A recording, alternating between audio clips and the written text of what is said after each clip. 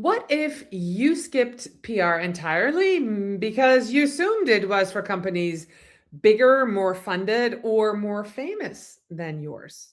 Most small business owners do, and most of them are wrong. Today's guest tells us how it is, right? You do not necessarily need a publicist, a six-figure budget, or a Shark Tank appearance to earn real media coverage. What you need is, drum roll, you need a strategy. And that's exactly what we'll be tackling today on Strategy Talks. This is Strategy Talks. We'll be right back.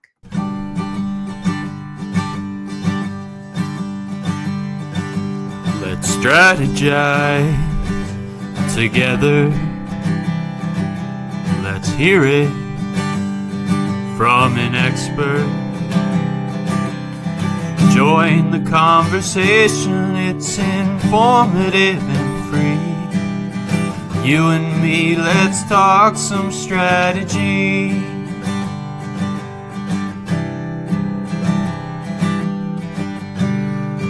Now here's your host, Dorien Morin-van Dam.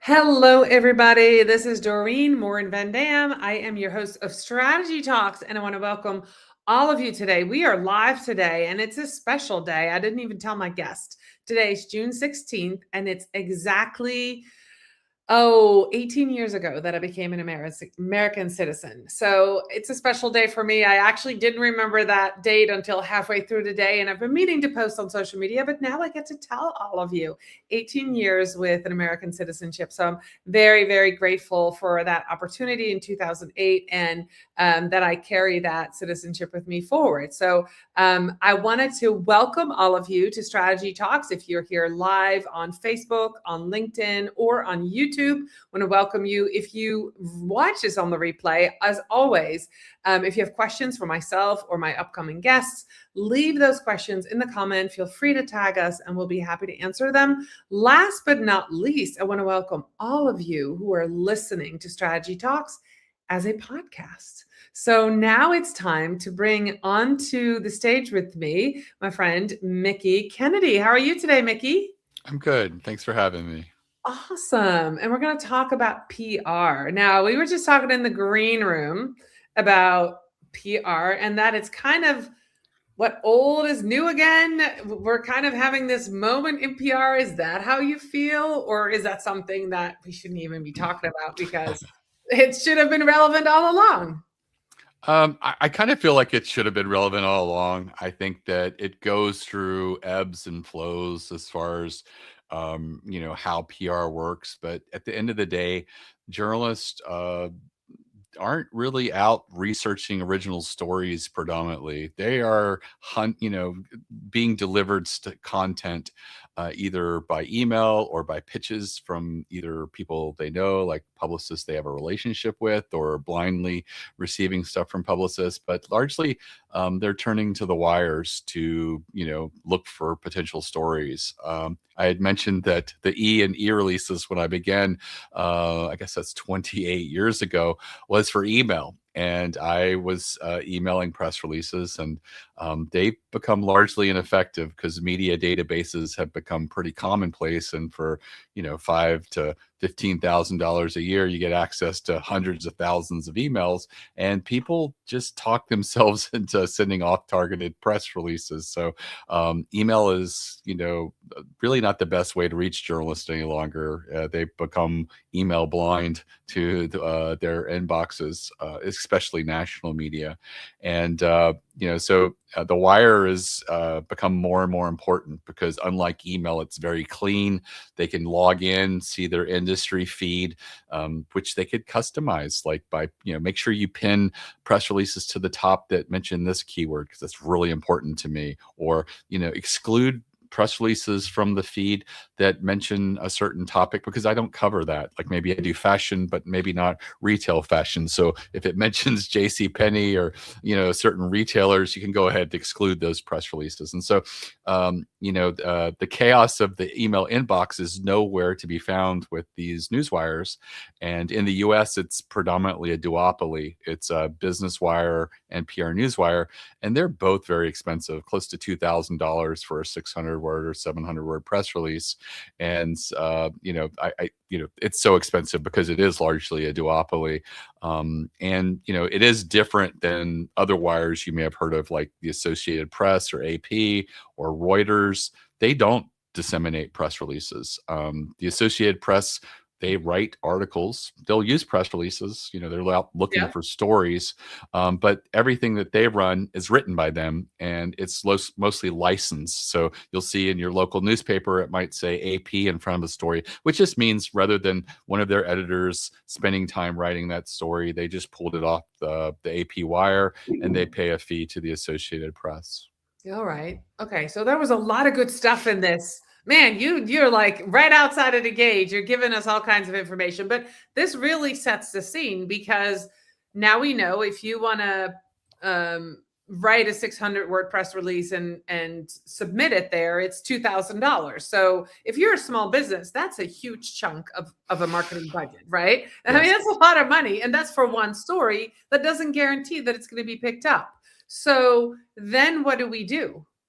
So we partnered with PR Newswire about close to 14, 15 years ago. So all of our press releases go out nationally through PR Newswire.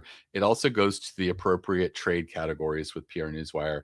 And you're given the opportunity to do local saturation, which is like a mind bender. It's like, well, if it's going out nationally, doesn't it reach local media? Well, a lot of local media say, I'm only interested in local media. So they're excluded from these national distribution sends.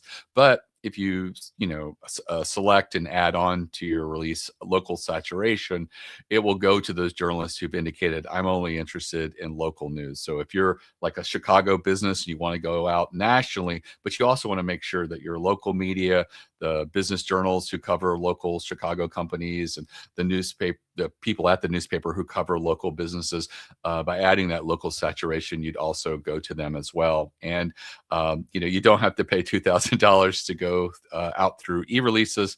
We're about a third, or if you come in through our new customer special, about a quarter of the price. So it's a huge cost savings coming through and working with us. The caveat is you can't be a publicly traded company or a big giant firm that their salespeople would be interested in working with. So we are what we call found money to PR Newswire.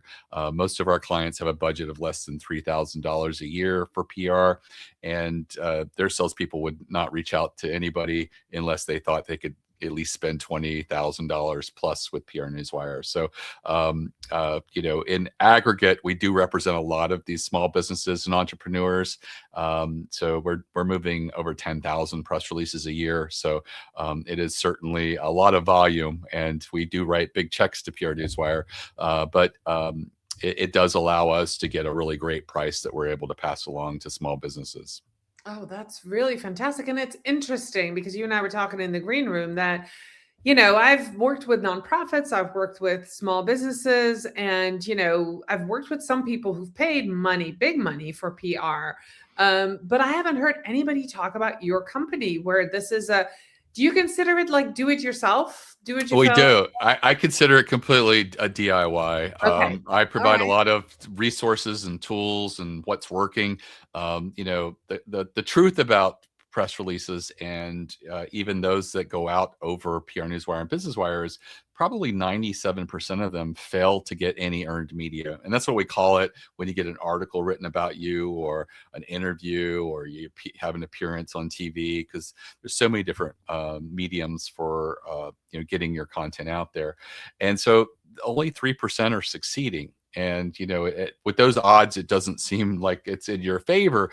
But I have noticed that within the 3% of press releases that are getting earned media, there's a lot of patterns, and there's a lot of things that are applicable to anybody. So I tell people, never, if you're going to do a press release, you really should commit to a PR campaign. And so one press release is not a magic bullet, but if you do a PR campaign of 6 to 8 releases, which I think is like a minimum PR campaign, you don't have to do them in all within the same period. You can spread them out. Maybe the cadence of your business might be every other month, but at the minimum, you should be doing it at least quarterly.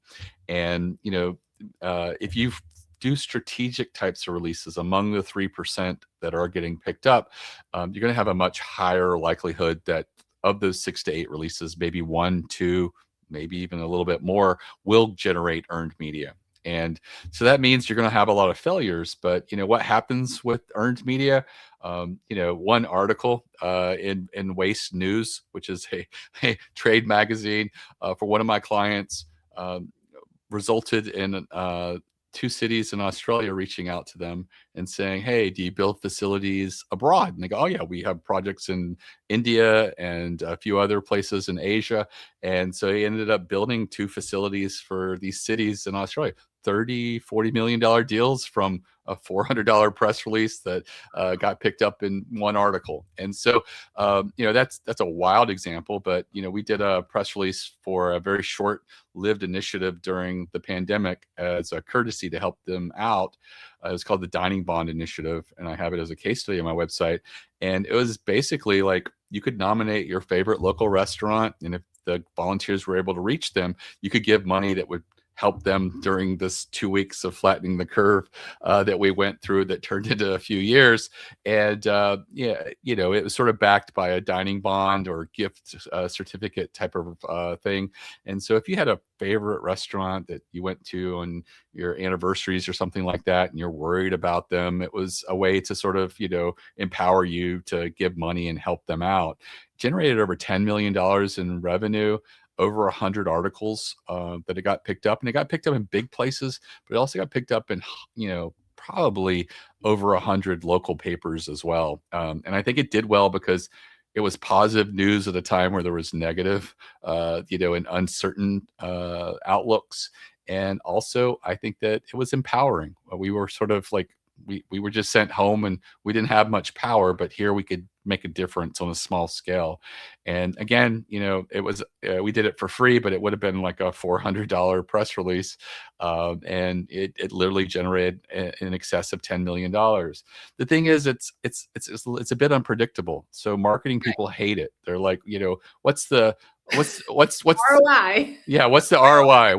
I've had someone say this went to thousands of journalists and it didn't result in an article. That's impossible. And I'm like, Right. well, no, it's the norm. And Right. what you got to focus on is making your press releases more strategic. And one of the easiest things you can do, I think the most common press release we get is a product or service launch, and it could also be an update of a product that you're sort of presenting as a new launch with that new version of the product or service, and they fall flat. And I tell people, I know it was important to you, but a journalist reading this, and they're gatekeepers. Their most valuable asset is their audience. How was it important to their audience? Not really. And was there something you could have done to make it important to their audience, or something their audience would want to read or learn about? And that's where you sometimes have to, I say, backdoor or reverse engineer your approach. And one of the easiest ways and most counterintuitive ways to change that type of press release is, rather than have the press release and a bunch of features, which tends to be the case, is have the announcement and then put the spotlight on someone who beta tested it. And, like maybe you have a logistics software solution and you're like, hey, the failure rate in our industry for new companies is 63% in the first 5 years they fail. And here's a company that is 3 years old, never had a profit. So it looks like they're going to be one of those casualties. 6 months into using our product, beta testing it, they're now projected to have their first net profit at the end of this year. And then you have a quote by them saying something along the lines of, we always thought if we just won more bids, we would become profitable. And what this software showed us is that we're only ever going to be profitable if we are using intelligence in our invoicing and know when to quit bidding and focus on projects that are going to bring profit. And, something like that, little smaller, little sexier, more active verbs in that quote. But, that is going to all of a sudden bring up a story arc. Journalists love story arcs. That was going to be my question, the story. So how deep do we dig and how personal do we get? Because when I talk in small businesses, I live in rural Vermont, right? And so there are lots of human interest stories here. Is that something, tying that to a product or service launch, does that make sense? Or is it the story of you as a business owner, why you're successful, or or an anniversary? Like, so what is it? What stories do people like? Stories do journalists like? I think that stories that cut through and show a bit of humanity are the ones that work well. And it is a little bit of a balancing act. You want it to come across as genuine, and sometimes the stories can be in the case of that spotlighting a customer, you don't have to bring a lot into it, but the fact that the company was failing for 3 years, now it looks like they've overcome that by using your software. It shows it better illustrates why people need your solution than you just announcing a bunch of features, and really demonstrates that.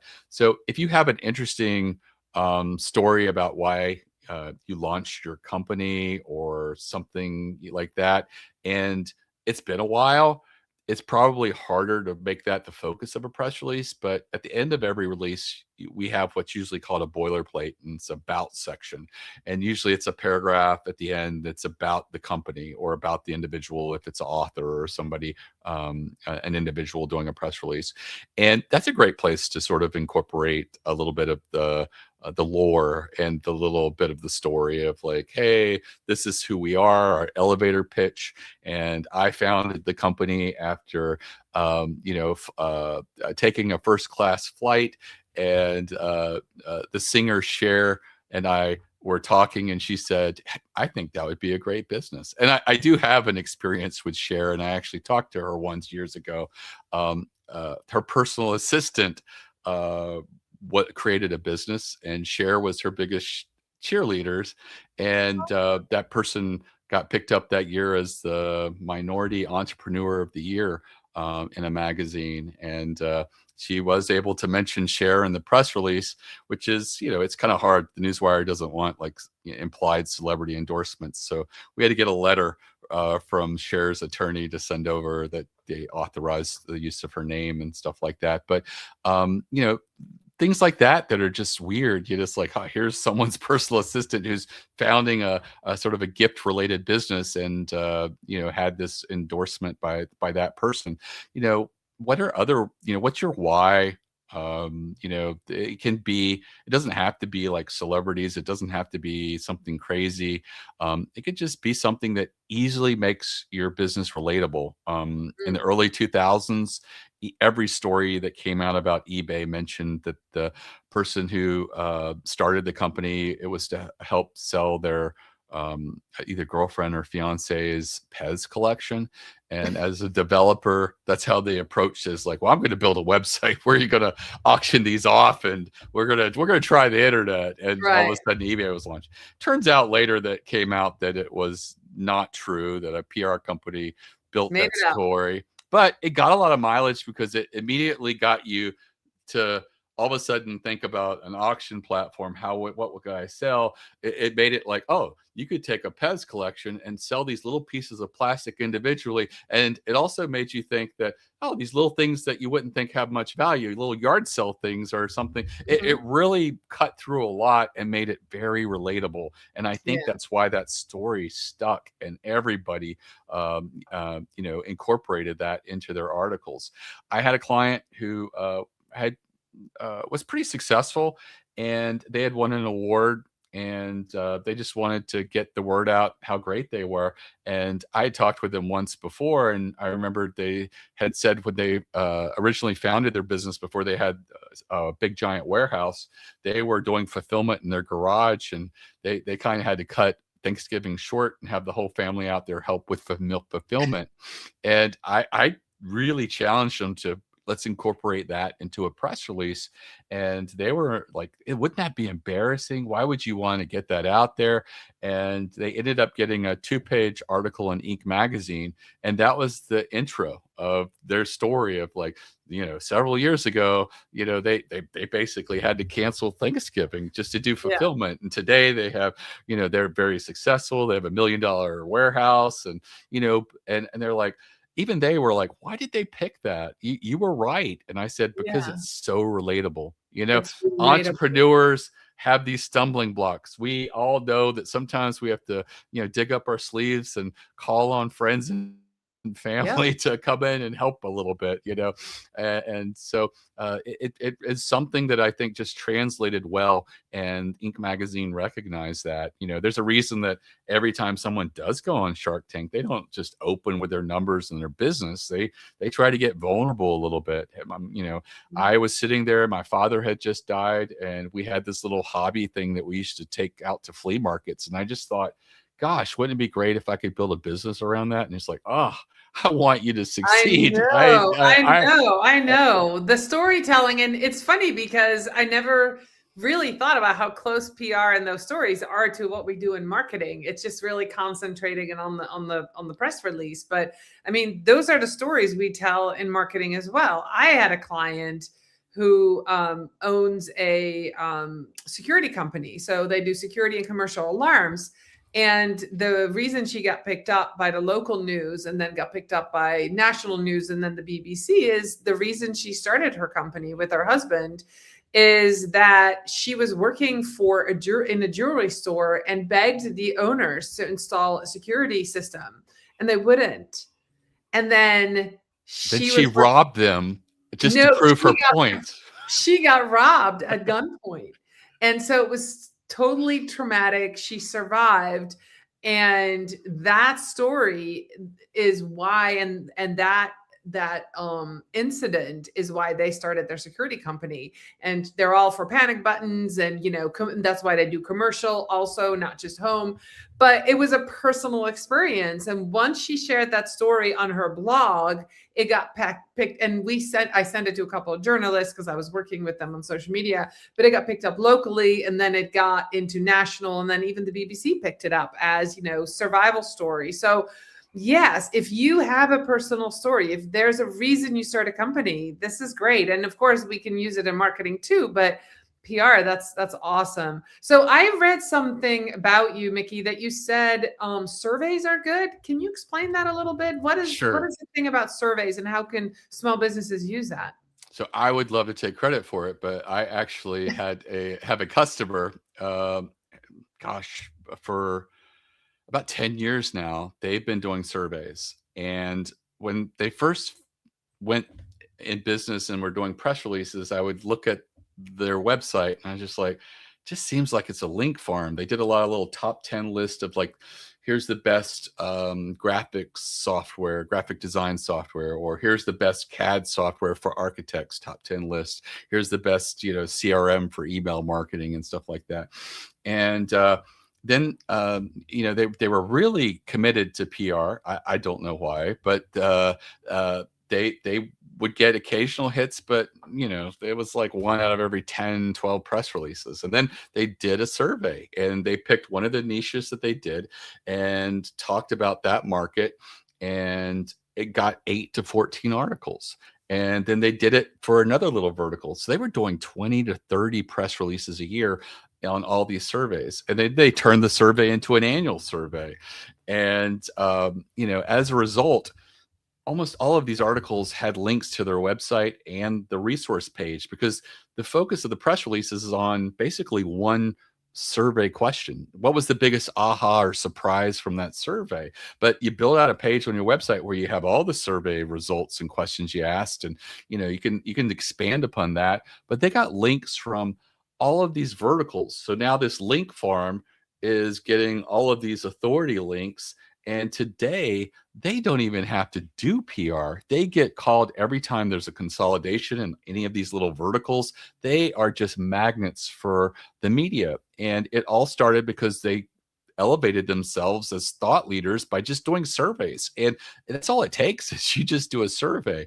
And the approach that I've seen them use is, they don't build Rolodexes of people to survey. They just approach small and independent trade associations because there's so many in every vertical. Even in my space, PR, we all know the big ones because they have the conferences. Avoid them because they don't need you. But there's a lot of verticals. There's ones that represent, geographics or, African American PR firms, led PR firms, or whatever. But there's also ones that are like PR firms of 50 employees or less. That's predominantly 85% of the market. So that would be a great one to reach out to. And all you have to do is reach out to them and say, hey, I've created this survey at SurveyMonkey.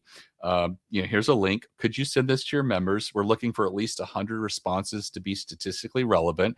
And in exchange for doing this, I will feature you in a press release we'll be issuing nationally over PR Newswire in the coming weeks.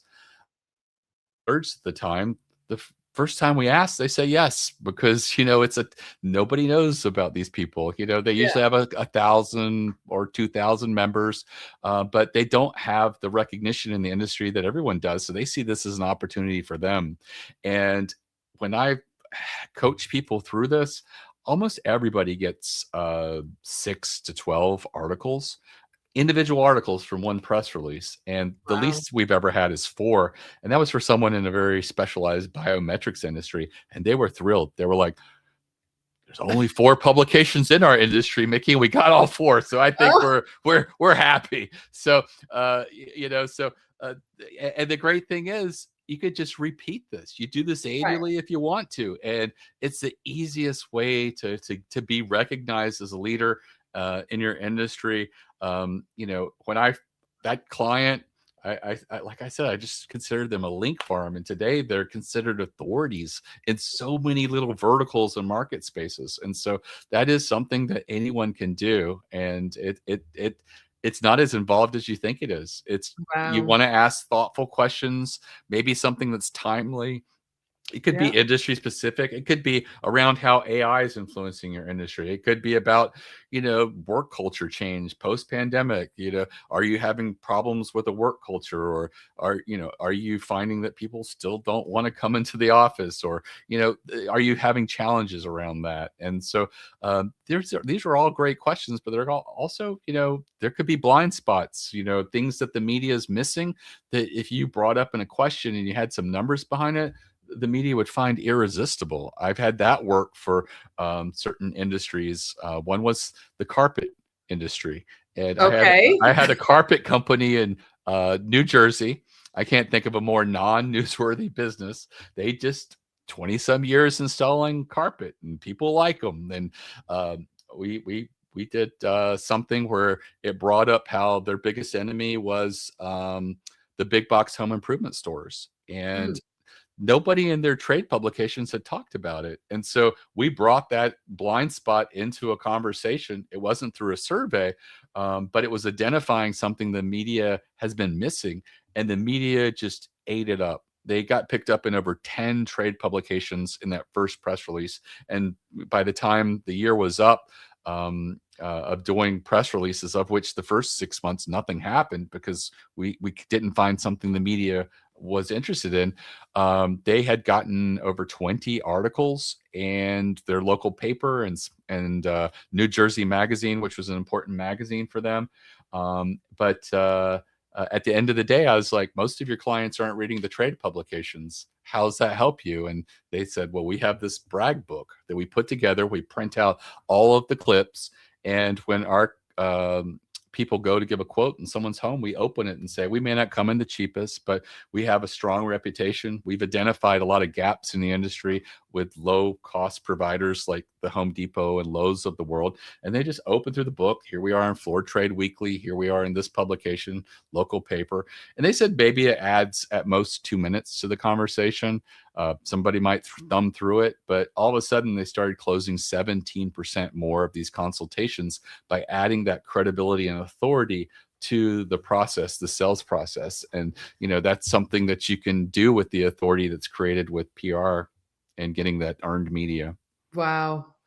Mickie, I have like another 8 questions lined up, but we have no more time. So I'm just going to acknowledge that you are a wealth of knowledge. I really appreciate you being with us today. And what we're just going to have to do for everybody who was here live, I know some people jumped in and out, and people who are going to listen to this or watch the replay, is going to let them know how they can connect with you, because I suspect that when we go to your website, there's going to be lots of information there for do-it-yourself press releases, all this 28 years of knowledge and more that people can use to get themselves some earned media. And I think it's fantastic. So tell us where you are most active and how can people connect with you? Right. So the website's eReleases.com. All the social media is on the lower right, including my direct LinkedIn. That's a great place to reach me personally. I do have a free masterclass. It's less than an hour long. It's an hour-long video. And it goes through the 3% of press releases that do get picked up. So if you go through that and brainstorm half a dozen ideas of press releases you could do, that would be a great place to start. And it's completely free. And that's at eReleases.com/plan, PLAN. Okay. And I'll make sure that link is in the show notes. Mickie, thank you so much for being with me tonight live. I really appreciate it. I learned so much. I like I said, I have like a bunch more questions lined up, but you just gave it all. So if you're a small business and you have kind of forgotten about PR, or you thought it was out of your budget, or you thought it was only for Shark Tank type things, this is it. This could be your next strategic move as we talk on strategy talks about PR. So Mickie, thank you so much for being with me tonight. I will be back next week with another episode of Strategy Talks. Bye, everybody.